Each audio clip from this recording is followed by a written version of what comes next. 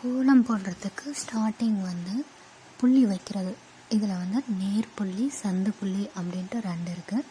புள்ளி வைக்காமல் கோலம் போடுறதுக்கு பேர் தான் ரங்கோலி. ரங்கோலி இப்படி தான் போடணும்னு ஒரு வரையறை இல்லை. நீங்கள் உங்களுக்கு எந்த டிசைன் தோணுதோ அந்த மாதிரி போட்டுக்கலாம். நேர் புள்ளினா ஒரு புள்ளிக்கு நேராக இன்னொரு புள்ளி போத் சைடுமே வரணும். லெஃப்ட் டு ரைட்டும் சரி, அப் அண்ட் டவுன் ஸ்ட்ரெயிட்டாக வரத்துக்கு பேர் தான் நேர் புள்ளி. அதே 2 புள்ளிக்கு இடையில் புள்ளி வச்சிங்கன்னா அது சந்து புள்ளி அப்படின்னு சொல்லுவாங்க. இப்போ நேர் புள்ளியை 3x3 அப்படின்னு சொல்ல முடியும். ஆனால் சந்து புள்ளியை அப்படி சொல்ல முடியாது. இப்போ 4 புள்ளி இருக்கா, 4 புள்ளி இன்ட்டு 1 புள்ளி அப்படின்னு தான் சந்து புள்ளியை சொல்லுவாங்க. சந்து புள்ளி எப்பயுமே 2 புள்ளிக்கு நடுவில் தான் சந்து புள்ளி வைக்கணும்.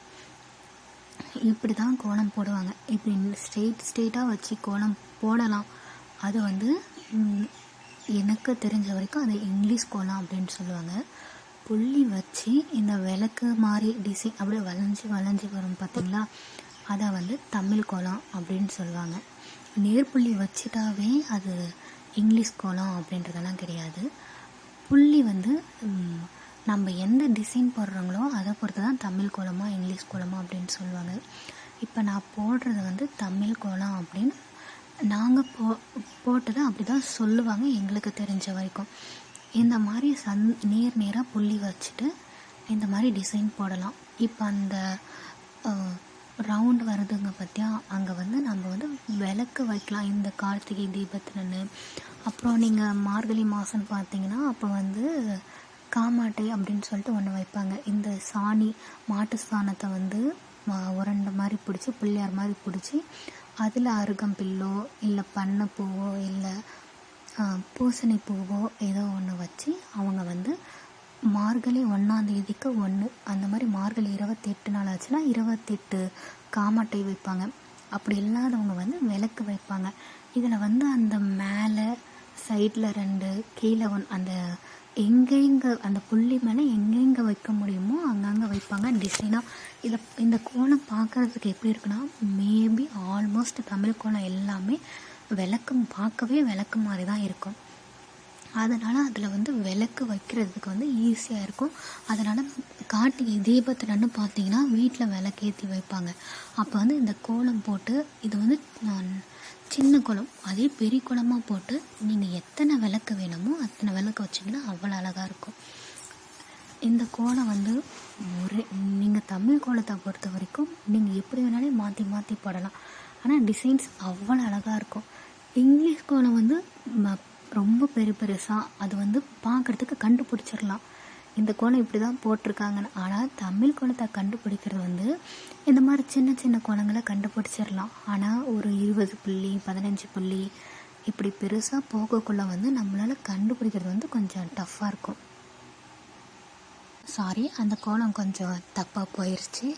நீங்கள் புள்ளி வைக்கும்போது நீங்கள் இப்போ ரொம்ப டென்ஷனாக இருக்கீங்க அப்படின்னா, நீங்கள் டிவி பார்த்து போர் அடித்து போச்சு, இல்லை டிவி பார்க்க இஷ்டம் இல்லைன்னா ஒரு புதிர் கண்டுபிடிக்கிறத மாதிரி இந்த தமிழ் குழம்புலாம் அப்படி போட அவ்வளோ இன்ட்ரெஸ்டிங்காக இருக்கும். ஏன்னா எந்த சந்தில் போய் எந்த சந்தில் இது வரும்னே சொல்ல முடியாது. பார்க்குறதுக்கு ஈஸியாக தான் இருக்கும். ஆனால் நீங்கள் போட ஒரு 4 வீட்டு 5 வீட்டு போட்டிங்கன்னா உங்களுக்கு கண்டிப்பாக வந்துடும்.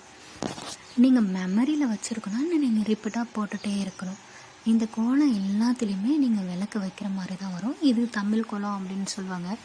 நீங்கள் இப்போ வில்லேஜ் சைடில் பார்த்தீங்கன்னா இந்த மாதிரி கோலம் நிறைய பேர் வாசலில் சாணம் தெளித்து கோலம் போடுவாங்க. அப்படி இல்லாதவங்க இப்போ வில்லேஜுக்கும் இப்போ ரொம்ப சிட்டி சைடு இல்லை, நார்மலாக இருக்கிற சைடு ரோட்டிலேயே தெளித்து கோலம் போடுவாங்க. வாசல் இல்லாதவங்க அவங்க கூட இந்த மாதிரி கோலம் போடுவாங்க. நிறைய கோலம் நீங்கள் பார்க்கலாம்.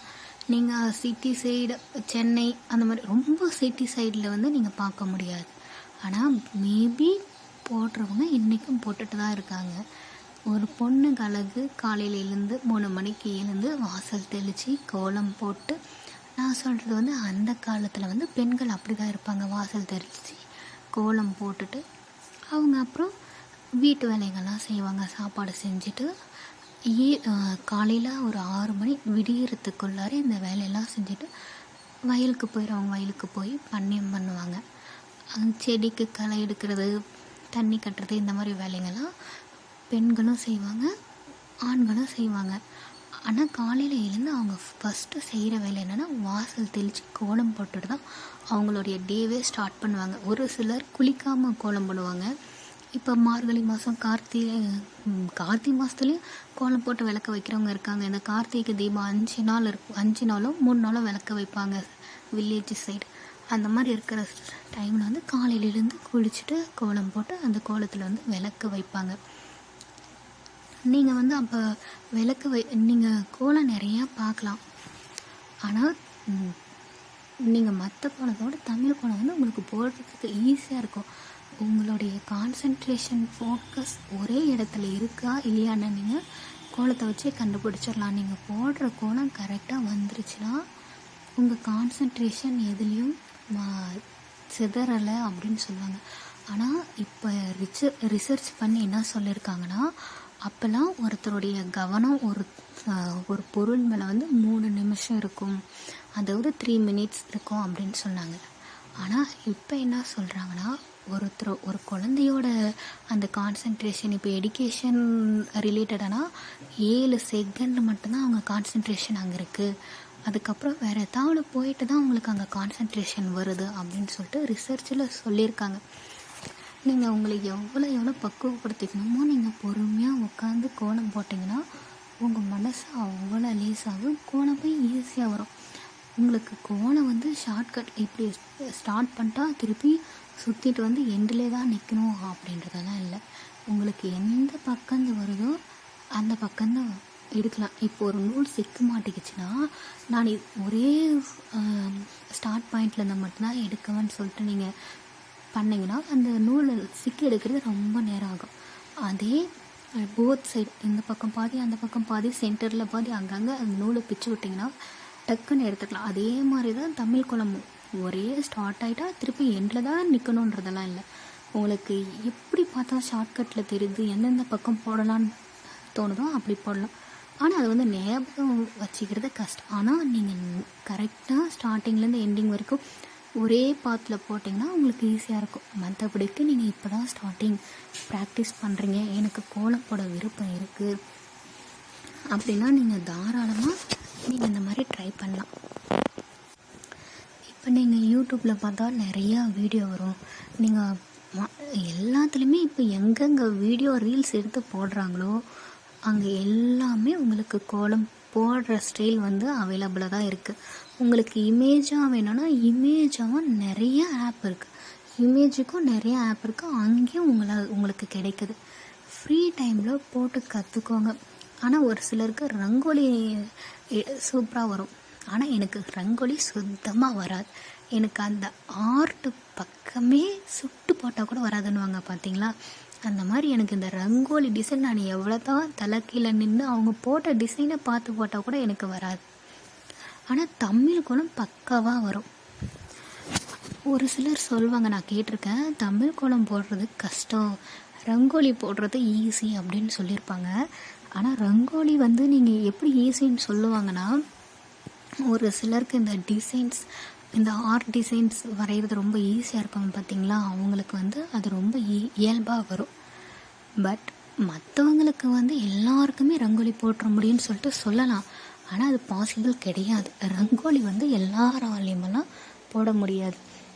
அதே மாதிரி தான் ஒவ்வொரு விஷயம் ஒவ்வொருத்தரால் செய்ய முடியும், ஒவ்வொருத்தரால் செய்ய முடியாது.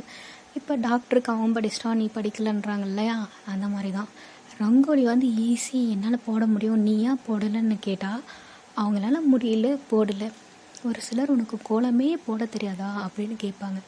நீங்கள் இந்த மாதிரி தமிழ் கோலம் போட்டிங்கன்னா அதுவும் ஈஸியாக இருக்கும். ரங்கோலி ஈஸி தான், கோலனாவே ஈஸி தான், ஆனால் அந்த டிசைன்ஸ் வர வைக்கிறது தான் கொஞ்சம் கஷ்டம், பார்க்கறதுக்கு அழகாக இருக்கணும்.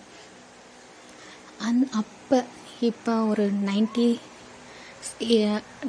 2000க்கு முன்னாடி ஸ்டார்டிங்கில் இருக்கிறவங்களாம் மேபி எல்லாமே புக்கில் தான் பார்த்து பண்ணுவாங்க. இப்போ ட்ராயிங் பண்ணுறதா இருந்தாலும் கலர் புக்னு ஒன்று கிடைக்கும், இந்த சோட்டா பீம் அந்த டிசைன்ஸ் எல்லாம் இருக்கும், அது மேலே இவங்க வந்து பேப்பரை வச்சு அச்சடித்து வரைவாங்க. அதே மாதிரி எங்களுக்கு தெரிஞ்ச வரைக்கும் கோலத்தை வந்து நான் புக்கில் தான் பார்த்து போட்டிருக்கேன். என் கைக்கு ஃபோன் வர நான் 2000 பிறந்தேன்னா ஒரு 20 இயர்ஸ் ஆயிடுச்சு ஃபோன் என் கைக்கு வரத்துக்கு. அதுக்கு முன்னாடி நாங்கள் ஸ்கூல் டேஸ்லேயே கவர்மெண்ட் ஸ்கூலில் சொல்லவே வேணாம், அவ்வளோ ஃப்ரீடமாக இருப்பாங்க. அங்கேயும் படிக்கிறவங்க இருக்காங்க, படிக்காதவங்க எங்கே தான் இருக்காங்க. படிக்கிறவங்க எங்கேயுமே படிச்சுட்டே தான் இருப்பாங்க, அரட்டை அடிக்கிறவங்க எங்கேயுமே அரட்டை அடிச்சுட்டே தானே இருப்பாங்க. அங்கே வந்து நாங்கள் எல்லாமே பண்ணுவோங்க, விளையாடுறது, கோலம் போடுறது, தேல் கிளாஸ், ட்ராயிங், அந்த மாதிரி ஒவ்வொரு ப்ரீடு வச்சு அதுக்குன்னு தனியாக ஸ்டாஃப்ஸ் வருவாங்க. எனக்கு தெரிஞ்ச வரைக்கும் ப்ரைவேட் ஸ்கூலில் அவ்வளோ ஒன்றும் இல்லை. இந்த டைலரிங் கோர்ஸாக இருக்கே தவிர 6th-லேருந்து 8th வரைக்கும் அவங்களுக்கு இந்த ட்ராயிங் கிளாஸ் இந்த மாதிரி இருக்கிறதெல்லாம் அவங்களுக்கு அதிகமாக கிடைக்கிறதில்ல. ஆனால் கவர்மெண்ட் ஸ்கூல்ஸில் அந்த மாதிரி ஒரு இது வச்சுருக்காங்க. அப்போ வந்து ஃப்ரீ டைமில் மேபி ப்ரைவேட் ஸ்கூலில் ஸ்டாஃப்ஸ் வராமலே வராங்க. பட் கவர்மெண்ட் ஸ்கூலை பொறுத்த வரைக்கும் எப்படின்னா வருவாங்க, இருந்தாலையும் வாரத்துக்கு 2 நாளாவது ஃப்ரீ கிளாஸ் கண்டிப்பாக இருக்கும். அப்போ என்ன பண்ணுறது, உட்காந்து நான் பேசினா டீச்சருங்க திட்டுவாங்க, கோலம் போட்டால் யாரும் கேட்க போகிறதில்ல. அப்போ கற்றுக்கிறது தான், ஒருத்தர்கிட்ட இருந்து இன்னொருத்தர்கிட்ட கற்றுக்கிற கலை தானே அது. கோலம் போடுறது ஒரு கலை தானே. மேபி பொண்ணுங்க வந்து சாப்பாடு பக்கம் போகிறாங்களோ இல்லையோ, சின்ன வயசில் கண்டிப்பாக கோலம் போடுறது, ஒரு சின்ன சின்ன வேலைகள்லாம் செய்கிறதுக்கு அவங்களுக்கு விருப்பம் இருக்கும். ஒரு சிலருக்கு சாப்பாடு செய்ய விருப்பம் இருக்கும், அவங்க சாப்பாடு செய்வாங்க. நானும் சின்ன வயசில் நிறைய கோலம் போட்டிருக்கேன். ஒரு 6th 7th படிக்கக்குள்ளேனா கோலம் நிறையா போடுவேன். அப்போ கற்றுக்கினதான் இந்த கோலம் எல்லாம். பட் எல்லாம் ஞாபகம் இருக்குன்னு கேட்டிங்கன்னா இருக்காது. நீங்கள் ப்ராக்டிஸ் பண்ண தான் ஞாபகம் இருக்கும். பட் ஒரு 10-15 கோலத்துக்கு பக்கம் மைண்டில் இன்னமும் இருக்குது. அதில் ஒரு சில ஷார்ட்கட்ஸ்லாம் இருக்குது. ஒரு சில கோலத்தெல்லாம் பார்த்திங்கன்னா அவ்வளோ ஈஸியாக இருக்கும். ஒரு சின்ன கோலத்தவே நம்ம எப்படி பெரிய கோலமாக பில்ட் பண்ணலான்ற மாதிரி, ரங்கோலியில் எப்படி சின்னதாக நடுவில் பூ டிசைன் போட்டு நமக்கு தோணதெல்லாம் போடுறாங்க பார்த்தியா. ஆனால் இந்த கோலத்தில் அப்படி போட முடியாது. ஒரு 5 புள்ளி கோலத்தை 7 புள்ளி கோலமாக, 14 புள்ளி கோலமாக, அப்படியே அதே டிசைனை வச்சு கொஞ்சம் அந்த கோலத்தை இன்க்ரீஸ் பண்ணுவாங்க. அந்த மாதிரி நிறைய டைப்பான கோலம் இருக்குது. பட் உங்களுக்கு எது ஈஸியாக வரும், ரங்கோலி வரணும் ரங்கோலி போடுங்க, இந்த கோலம் வரணும் இந்த மாதிரி கோலம் போடுங்க. ஆனால் இதை கொஞ்சம் ஃபைண்ட் அவுட் பண்ணுறது ரொம்ப சிக்கலான விஷயம். ஒரு நூல் சிக்கிக்கிச்சுன்னா எடுக்கிறது எப்படியோ அதே மாதிரி தான் தமிழ் கோலம். கொஞ்சம் பொறுமையாக உட்காந்துன்னு போட்டிங்கன்னா வரும். எடுத்த உடனே எனக்கு வரலன்னா வராது. கொஞ்சம் ஒரு சிலருக்கு இயல்பாகவே வரும், ஒரு சிலர் கற்றுக்குறாங்க. இதெல்லாம் கொஞ்சம் பெரிய கோலம். இதோட சின்ன சின்ன கோலங்கள்லாம் இருக்குது. இதில் நடுவில் எனக்கே 2-3 கோலம் போட தப்பாக தான் போட்டிருப்பேன். ஏன்னா எனக்கு போட்ட நிறைய நாள் ஆகுது. இப்போலாம் யார் போடுறாங்க கோலம், எல்லாம் எடுத்தால் ரங்கோலி இந்த மாதிரி கோலம் போட்டாலே சின்ன சின்ன கோலமாக தான் போடுறாங்க. ஆனால் இந்த மாதிரி கோலம் போடுறது வந்து மார்கழி மாதத்தில் தீபத்தை நன்னு எப்பப்போ விளக்கு வைக்கணும்னு தோணுதோ அப்போல்லாம் இந்த மாதிரி கோலம் போட்டு நீங்கள் விளக்க வச்சிங்கன்னா சூப்பராக இருக்கும். பார்க்குறதுக்கு அந்த ஒவ்வொரு டிசைன்லேயும் நீங்கள் கோலம் அந்த விளக்கு வைக்கக்குள்ள அவ்வளோ அழகாக இருக்கும். மேபி கோலம் போட விருப்பம் இருக்கவங்க கோலம் போடுங்க. இல்லைனா இந்த காலத்தில் தான் அந்த மாவு ஜலிக்கிற ஜல்லடை மாதிரி ஒன்று நம்ம மாவு ஜலிக்கிறதுக்கு வச்சுருக்கோங்க இல்லையா, அதே மாதிரி இருக்குது, டிசைனாக இருக்குது, அதை வாங்கி போடுங்க. நிறைய இப்போ வந்துடுச்சு கோலத்துக்கு ஆல்டர்னேட்டிவாக. இப்போ வாசலில் காரை போட்டு அதுலேயே டிசைன் போட்டு தினமும் அது மேலேயே கோலத்தை போடுறாங்க. பெயிண்ட் அடிச்சிடுறாங்க, அந்த பெயிண்ட் மேலேயே கோலத்தை போட்டு அவ்வளோதான் கோலம் முடிஞ்சிருச்சு. ஒரு சின்ன கோலமாக இருக்கும், அதே அவங்க ஃபெஸ்டிவல் அப்போ பெருசாக போட்டுக்கிறது. மற்ற நாளில் அந்த டிசைன் அப்படியே இருக்கும். மேலே தோணுச்சுன்னா மாவு அந்த கோல மாவு போட்டு போடுவாங்க, இல்லைன்னா விட்டுருவாங்க. டைம் இருக்குது, கோலம் போட முடியும் அப்படின்னா கோலம் போடுங்க. ஒரு சிலர் வந்து அரிசியில் போடுவாங்க, உப்பில் போடுவாங்க. ஆனால் அரிசி உப்பு வந்து கோலத்துக்கு யூஸ் பண்ணக்கூடாது அப்படின்னு சொல்லுவாங்க. ஏன்னா அதை நம்ம மெரிக்காமல் இருக்கணும். ஆனால் நம்ம மெரிக்காமட்டங்கன்னு சொல்லிட்டு சொல்ல முடியாது. ஏன்னா வாசலில் எப்படி கண்டிப்பாக நடப்புங்க. வாசல் ஆரம்பிக்கிற இடத்துலேருந்து தான் ஸ்டார்ட்டே ஆகுது. மெரிக்காமல் இருக்க மாட்டேங்க. ஆனால் உப்பு ஒரு சில பொருளெல்லாம் மெரிக்கக்கூடாது. ஆனால் நீங்கள் உப்பு போட்டிங்கன்னா பூச்சி வருமானு தெரியாது. ஆனால் அரிசி மாவில் வந்து கோலம் போடுவாங்க. அரிசி மாவில் கோலம் போட்டால் எறும்புகள்லாம் உணவு எடுத்துகிட்டு போவோம், நல்லது அப்படின்னு சொல்லுவாங்க. ஆனால் மெரிக்காமல் பார்த்துக்கணும். மெரிக்காமல் பார்த்துக்கவெல்லாம் முடியாது. சின்ன குழந்தைங்க இருக்கிற வீட்டில் கண்டிப்பாக மெரிப்பாங்க. நாம்ளே அப்போ ஒரு அவசரத்துக்கு மெரிக்காமல் போவோங்கன்னு சொல்ல முடியாது, மெரிச்சிட்டு தான் போவோங்க. அதனால் முடிஞ்ச அளவுக்கு அதில் அவாய்ட் பண்ணிட்டு நீங்கள் கோலம் போடுங்க. இதுலேயே நீங்கள் அந்த வெள்ளை கோலம் மாவு போட்டு அது பக்கமே பார்டருக்கு 2 கலர் கொடுங்க. அந்த பூ டிசைன்ஸ்க்கு அந்த விளக்கு வைக்கிற இடத்துல கலர் கொடுங்க. இதுக்கு கலர் கொடுக்க முடியாது அப்படின்றதெல்லாம் இல்லை. ஆனால் நீங்கள் இங்கிலீஷ் கோலத்தை பொறுத்த வரைக்கும் நீங்கள் கலர் அப்படியே பிச்சு உதறலாம், அவ்வளோ அழகாக கலர் கொடுக்கலாம். ஆனால் தமிழ் கோலத்தில் அந்த இது மட்டும்தான் இல்லை. நீங்கள் கலர் கொடுக்கணும்னு நினச்சா எந்த பார்ட்டுக்கு கொடுக்க முடியும், எதுக்கும் கொடுக்க முடியாது. நீங்கள் வேணால் அவுட்லைன் வேணால் 2 கலர் கொடுத்துக்கலாம். இங்கிலீஷ் கோலத்துக்கும் கலர் கொடுக்க முடியும், ரங்கோலிக்கும் கலர் கொடுக்க முடியும், அந்த மாதிரி கோலத்துக்கெல்லாம் கலர் கொடுக்க முடியும். இதுக்கு கொடுக்கறதுக்கு ஒரு நம்ம ரவுண்டாக போட்டால் பரவாயில்ல. இதுதான் அப்படி இங்கே ரோடு வளைஞ்சு போமாமே, அந்த மாதிரி அங்கங்கே வளைஞ்சு போயிட்டே இருக்கே. அங்கே மேலே விளக்கு மாதிரி போட்டிருக்கோம் பார்த்தீங்களா, அங்கே வந்து நீங்கள் விளக்கு வைக்கலாம். இல்லைன்னா அப்படியே சைடில் சின்ன சின்ன புள்ளியாக வச்சு அதை டெக்கரேட் பண்ணலாம். உங்களுக்கு ஃபெஸ்டிவல் அப்போ நீங்கள் யாரும் மேபி இந்த மாதிரி கோலத்தை ட்ரை பண்ண மாட்டீங்க, ஏன்னா இதுக்கு கலர் கொடுக்க முடியாதுன்னு. பட் ஆர்டினரி டேஸில் ட்ரை பண்ணலாம். இந்த விளக்கு வைக்கிற டைமில் இதை ட்ரை பண்ணலாம். ட்ரை பண்ணி பாருங்கள். கண்டிப்பாக எதுவுமே நல்லா இல்லைன்னு சொல்லிட்டு சொல்ல முடியாது, எல்லாமே நல்லா தான் இருக்கும். நம்ம போடுற எஃபர்ட்டில் தான் இருக்குது. ஷார்ட்கட்ஸ் வந்து கோலத்துக்கு நிறையா இருக்குது. ரங்கோலிக்கு வந்து ஃபஸ்ட்டு ஸ்டார்ட் பண்ணிட்டு அப்படியே கண்டினியூவாக போடணும்னு இல்லை.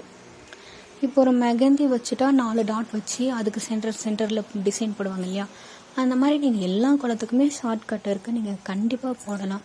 ஆனால் இந்த பெயிண்ட் அடிக்கிறது, இந்த ஜல்லடை வச்சு மாவு ஜெலிக்கிற மாதிரி ஜெலிச்சு கோலத்தை விடுறது, அதெல்லாம் சிம்பிளாக அந்த கோலம் நீங்கள் போட்டு அதை சுற்றி நீங்கள் அப்படி இது பண்ணி விடுங்க, அது பார்க்க பக்காவாக இருக்கும். ஆனால் கோலமே அது தான்னாக்குள்ள நல்லா இருக்காது. இப்போ ஒரு சிலர் வீட்லேயே உள்ளார பூஜை ரூமில் விளக்கேற்றுறவங்க வந்து கோலம் போட்டு விளக்க வைப்பாங்க, இல்லைன்னா கோலம் போட்டு அது மேலே பழசல் வைப்பாங்க. அந்த மாதிரி டைமில் நீங்கள் கோல மாவுக்கு பதில் நீங்கள் அங்கே வந்து ட்ரை பண்ணிக்கலாம். அந்த கோலம் போடுறதுக்கு வந்து அந்த ஜல்லடை மாதிரி இருக்குது பார்த்தீங்களா, அதை வச்சு நீங்கள் ட்ரை பண்ணலாம். உங்களுக்கு பிடிச்ச கலரில் நீங்கள் ட்ரை பண்ணுங்க, பக்காவாக இருக்கும் கோலம். நீங்கள் கோலம் போடுறதுக்கு முன்னாடி ரங்கோலிக்கு புள்ளி வைக்க தேவையில்லை. மற்றபடிக்கு நீங்கள் இந்த மாதிரி கோலம் போடக்குள்ள ஃபஸ்ட்டு அந்த புள்ளி எத்தனை இருக்குது, அது சந்த புள்ளியா நேர் புள்ளியான்னு நீங்கள் ஃபஸ்ட்டு கரெக்டாக ஃபைண்ட் அவுட் பண்ணணும்.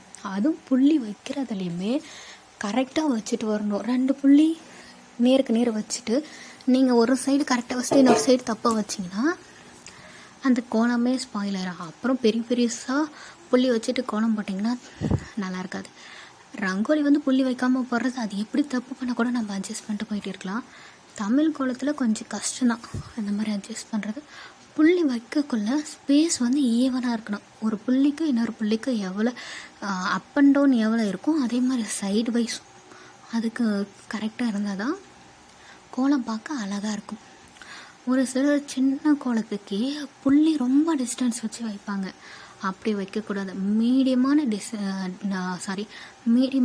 டிஸ்டன்ஸ் விட்டு வச்சிங்கன்னா தான் கோலமும் பார்க்க நல்லாயிருக்கும். சின்ன கோலத்தை நான் பெருசாக போடணும் அப்படின்னு சொல்லிட்டு புள்ளியை எட்டட்டியாக வைக்கிறது, பெரிய கோலத்தை நான் சின்னசாக போடணும்னு புள்ளியை கிட்ட வைக்கிறது, அதெல்லாம் நல்லா இருக்காது.